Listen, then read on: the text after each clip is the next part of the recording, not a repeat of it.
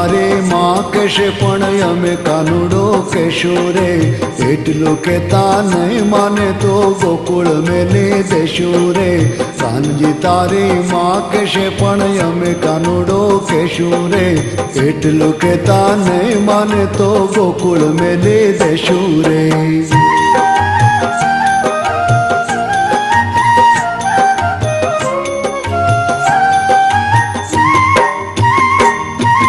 માખણ ખાતા ન આવડે કાનજી મુખ થયું તારું એઠું રે, માખણ ખાતા ન આવડે કાનજી મુખ થયું તારું એઠું રે.